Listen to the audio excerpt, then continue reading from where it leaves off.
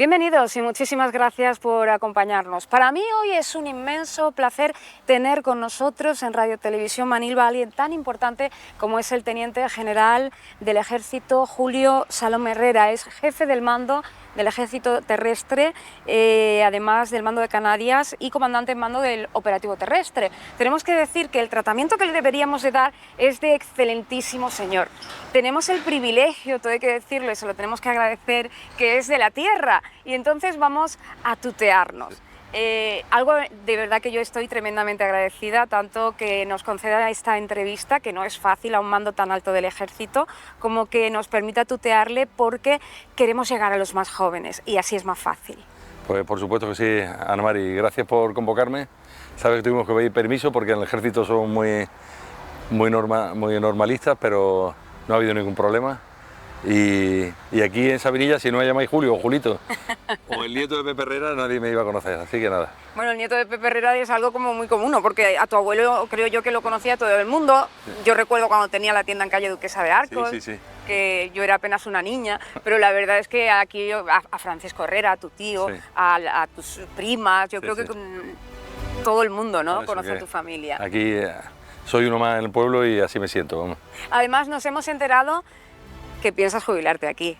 Pues mira, lo último, tengo mucha ilusión porque me he comprado una casa que era de mi tía, donde vivía mi madre también, y la casa de mis sueños, y también lo era de mi mujer.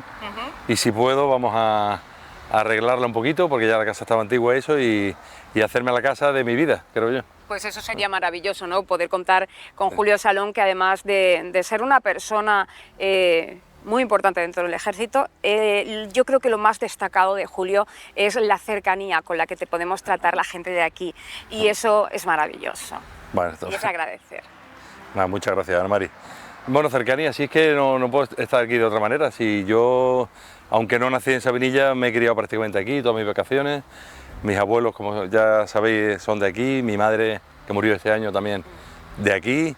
Y mi vida ha sido correteando por aquí por la playa y subiendo a la viña, y la vida de un niño de la época que teníamos mucha libertad, desde luego. Y los baños de la Hedionda, que no se pueden olvidar. Por supuesto, excursión a la Torre de la Sal, la charca del infierno, pues ese era mi verano.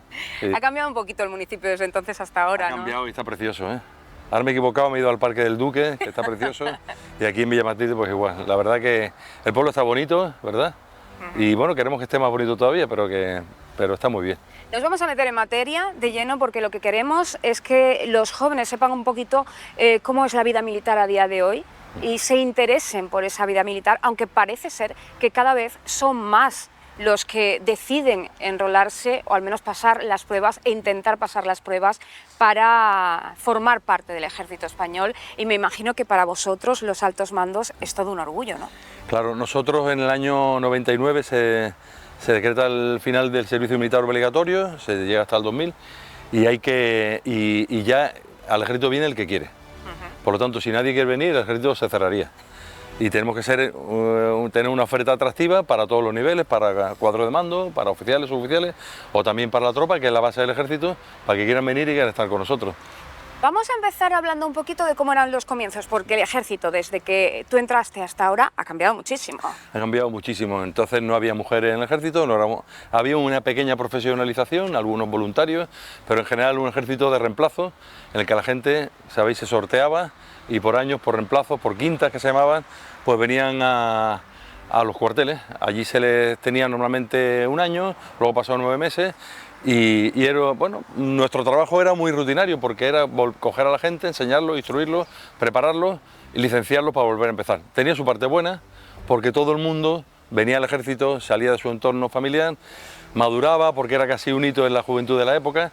Y bueno, pues los tiempos iban en otro sentido y cambiaron. Además, y de hecho, había una frase típica de los padres: vas al ejército a hacerte un hombre. Exactamente.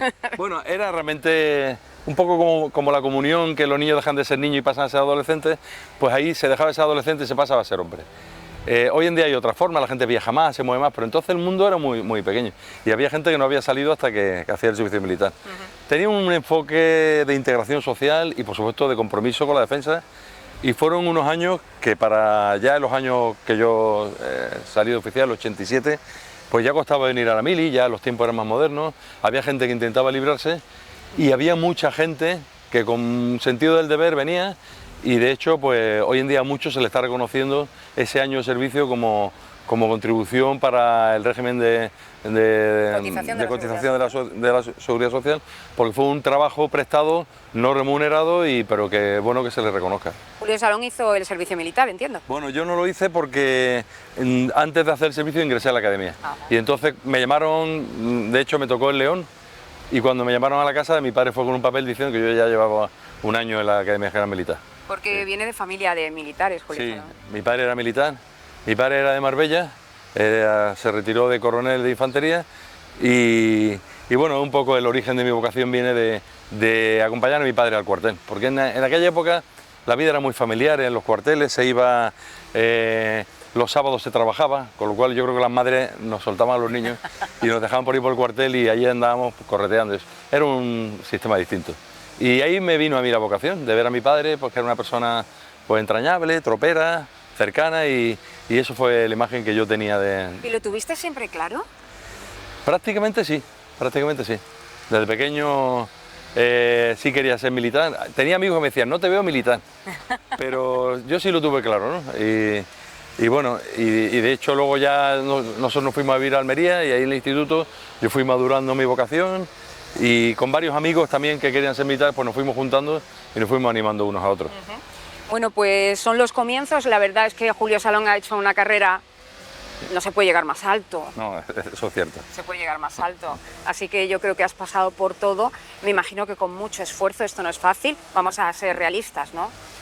El esfuerzo muchas del militar es de la familia, la primera que es la que se priva de nosotros. Y luego, pues bueno, cuando te gusta la profesión, de verdad se te pasa en un suspiro y la vives muy intensamente, es lo que buscas. Y realmente yo le atribuyo más el esfuerzo a mi mujer, a mis hijos, a mi familia, ¿no? Los desvelos, el ver que está a lo mejor en situaciones no de peligro, pero sí a lo mejor de cierto riesgo.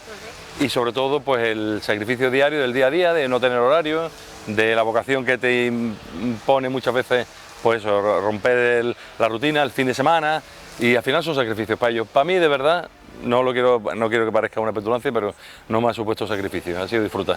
Y de hecho, tu hijo ha seguido tus pasos. Pues sí, tengo un hijo teniente, está en la Legión en Melilla, y en mi familia tenemos mucha tradición militar. Tengo un sobrino, hijo de mi hermana, que es suboficial. Tengo otro, de mi hermano hay dos, un teniente médico y un alférez cadete, o sea que la semilla de mi padre prendió desde luego. Es verdad que durante el servicio militar obligatorio, como hablábamos antes, que finalizó con el reemplazo de 1982, los nacidos en 1982, sí. que fueron los últimos precisamente, que hicieron el servicio militar obligatorio, hasta ese momento no había muchos jóvenes que una vez terminado el servicio militar obligatorio se hicieran profesionales del ejército. Sí, había un pequeño voluntariado, la Legión era voluntaria también, pero no había mucha gente. Aquí en Sabinillas hubo algunos que se fueron a la brigada paracaidista, algunos a la Legión, son de aquí en Sabinillas, pero no era normal, no era normal. Y a nivel oficial o suboficial, pues bueno, quizá hubo alguno que se fue quedando reenganchado, pero no, la verdad que no era una oferta, sino más que atractiva, siempre fue atractiva, no era conocida por los jóvenes, ¿no?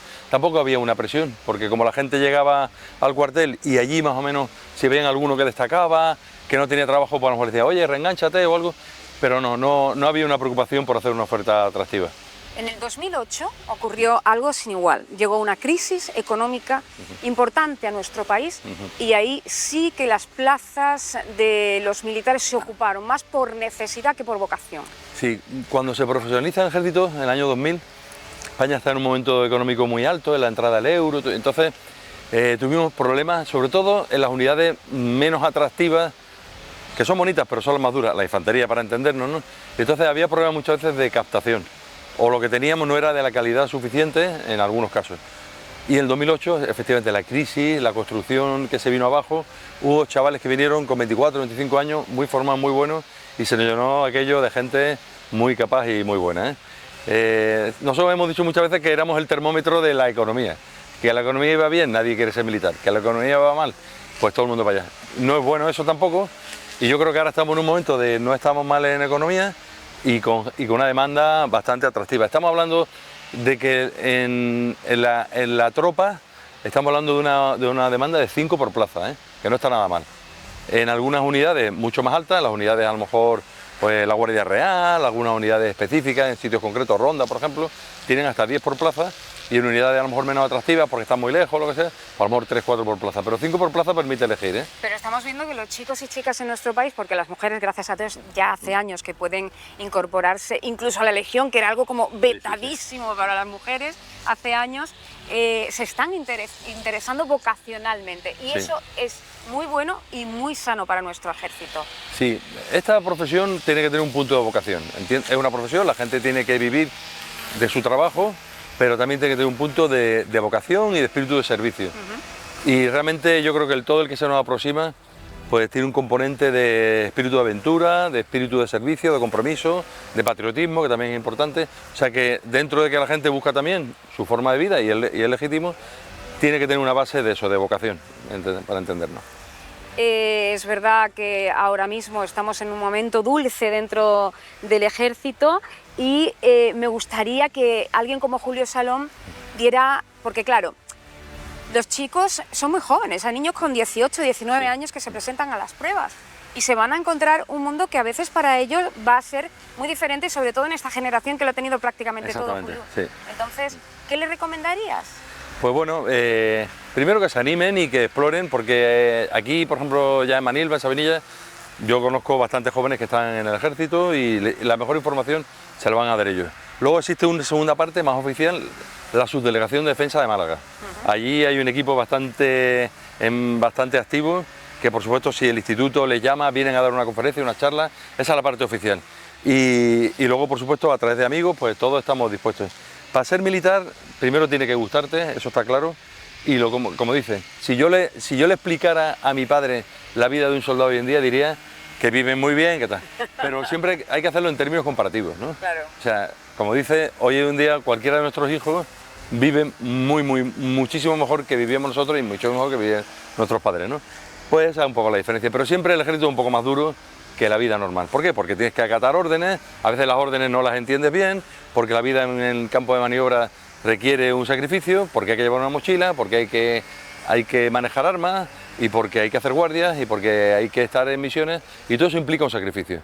Entonces, te tiene que gustar, por una parte, y por otra, es muy bonito también a cierta edad vivir las aventuras, ¿no? Claro, ¿qué te puede reportar? Porque eso es importante. Pues bueno, conocer muchos sitios. Yo vengo hoy de Tenerife y tenéis que ver los que están en la UME, que han estado durante 10 días apagando un incendio, y cómo ayer respondían a la ministra de Defensa pues con una soltura, explicándoles si el fuego se les viene encima, cómo tienen que evitarlo. Es decir, son chavales muy preparados para estar ahí. Y si hablamos de las unidades, por ejemplo, como está aquí cerca en Ronda o en Ceuta, las unidades de la Legión, de regulares o de cualquier otro arma, son chavales que van a ir de misión, que van a estar de maniobras, que van a aprender a moverse por el campo por sí solos, que tienen que aprender a ser mucho más autónomos, que tienen que vivir una vida de compañerismo, ayudar al compañero, depender del compañero, en un ambiente de jerarquía, pero también de mucho compañerismo, ¿no? Siempre me ha llamado mucho la atención eso, ya que hablamos de compañerismo, de eso del binomio, ¿no? Que sí. El soldado que va contigo depende de ti para todo, incluso para la vida. Sí, sí, sí. La esencia, no se puede ir solo, nadie va solo por la vida, y en el ejército menos, y en el combate menos todavía. Entonces, la mínima unidad es la pareja, el binomio, que es aquel que te va, con el que compartes muchas veces tienda de campaña, con el que compartes todas las desventuras, con el que te pierdes en el campo, y el que cuando tiene un problema te va a arrimar el hombro. El que te coge la mochila, el que te ayuda, el que te presta un día a lo mejor un cepillo para que te limpie las botas, y tú le ayudas en una prueba que tiene que hacer porque pasa peor la pista. Esa es un poco la esencia. Yo te ayudo, tú me apoyas, yo te ayudo. El binomio es fundamental. Y el compañerismo bien vivido en el ejército es una de las grandes ofertas que tenemos, ¿eh? De hecho, si nos retraemos a la época del servicio militar, hay gente que se conoció en el servicio militar y siguen teniendo esa amistad a día de hoy. Sí, sí, sí. Pues mira, por hablar de un ejemplo personal, la semana que viene nos juntamos con un grupo de componentes del regimiento de San Roque del Pavía, en San Fernando. Todos los años nos juntamos, gente que estuvieron conmigo en el 92, de ellos hay uno aquí que es José Diego Aparicio, también participa en ese grupo. Pues todos esos siguen unidos y fueron 9 meses de servicio militar, pero 9 meses que les marcó de por vida, ¿no? Sí, y que siguen manteniendo esa amistad, que es lo importante. Así que creo que si en 9 meses son capaces de mantener esa amistad, en un ejército profesionalizado, claro, tiene que ser mucho más. Cuando mínimo firman 3 años, luego pueden estar 6, luego ya tienen el compromiso de la duración. Es una vida. O sea, el que entra en el ejército hoy en día puede tener muchos objetivos. Uno puede ser coger antigüedad para ir a la Guardia Civil, otro puede ser un paso intermedio para luego ser suboficial o oficial, y otros pues a lo mejor dedicarse como tropa a estar hasta los 45 años o intentar ser permanente. Hay muchas formas de estar en el ejército. Recuerdo que en una entrevista que realizamos en la radio, Julio Salón animaba a los jóvenes a que siguieran ascendiendo dentro del mundo militar. Sí, yo siempre digo que nuestro fracaso es cuando alguien a los 45 años se va a la calle. Que bueno, que de otra forma la gente tiene derecho a una paga compensatoria, pero yo creo que el ejército tiene un componente de honrada ambición, de intentar promocionar y de intentar ir ascendiendo. Tanto dentro de la escala de tropa, que puede llegar a cabo mayor, o dentro de la escala de suboficiales, a suboficial mayor, o entrar como oficial, pues que es la parte más alta de la jerarquía y que es otra forma de servir también. Y antes de concluir esta entrevista, me gustaría hacer una pregunta que a veces es delicada. El ejército aporta mucho a nuestro país, no solo en las misiones que se hacen fuera, no solo en caso de que sea necesario en nuestras fronteras o para protegernos, sino que también, por ejemplo, estáis en los incendios cuando nieva en exceso y hay que llegar a sitios donde otros no son capaces de llegar. ¿Está suficientemente valorado el ejército en nuestro país, más allá del reconocimiento que pueda hacer el personal de a pie? Y en esto también me refiero a económicamente. Sí, bueno, valorado está. O sea, el ejército valorado, está de moda. Creo que estamos en un buen momento de aceptación social y somos de las instituciones más valoradas. Dentro de eso luego tiene que haber un componente económico, porque como hemos dicho, aunque esto es vocacional, la gente tiene que vivir. Y yo particularmente pienso que los empleos más bajos, sobre todo la tropa, los oficiales más bajos, no tienen un sueldo muy justo para poder arrancar una vida. Y es verdad que el ejército luego te da muchas vías de promoción, pero yo creo que sí deberíamos premiar un poco más el servicio a la patria en el ejército y de alguna manera premiar también la disponibilidad. Es decir, esa gente que no se cogen en una medida de conciliación, que están siempre a todas, eso de alguna manera hay que premiarlo. Es que esa compensación es absolutamente necesaria. Estamos hablando muchas veces de que van con la familia a hombros, que lo cambian de sitio, que sus hijos cambian de colegio, que lo desarraigan un poquito de su lugar, ¿no? Es la movilidad. El apoyo a la movilidad es muy importante y aunque hay ayudas, pero es difícil. Es difícil porque hoy en día tener una casa es complicado, los hijos que están en el colegio pues ya cuesta sacarlos porque tienen que adaptarse y aunque hay ayudas al transporte, ayuda a la movilidad, pero yo creo que no son suficientes. Pues Julio Salón, muchísimas gracias por haber estado hoy con nosotros, lo agradecemos enormemente y te esperamos aquí cada verano, como debe ser, y una vez que te jubiles, pues esperamos que compartas con nosotros tu vida. Contar con ello, que me veréis por aquí paseando al perro y paseando por el paseo marítimo y a la playa. Muchísimas gracias por este ratito que hemos compartido, sobre todo hablando de algo tan importante como es nuestro ejército. Pues nada, yo si puedo también mandar un mensaje de ánimo a la gente joven. Por supuesto. Yo tengo muchos amigos a través de Facebook que me pregunten, los ponemos en contacto con la delegación. Tenemos ahora el hijo de Francisco Jesús Ramos, que está ya en segundo, va a salir suboficial de ingeniero. El hijo de Juan y Ortiz también, que ha entrado este año, también está ahora en Camposoto. Hay mucha gente, tenemos chavales que están aquí en la Guardia Real, que se animen porque hay unidades cerca, tenemos Ronda, tenemos Ceuta, tenemos Córdoba, unidades muy buenas, muy cerquitas de aquí. Tenemos también en Almería a un chico, al nieto de Joaquín Recio. Ah, sí. También lo tenemos. Sí. Pues eso, que tenemos en Andalucía y en Ceuta Melilla hay muy buenas unidades para que la gente pueda desarrollar su vocación y yo dispuesto a ayudar al que pueda. Pues muchísimas gracias. Gracias, Ana María.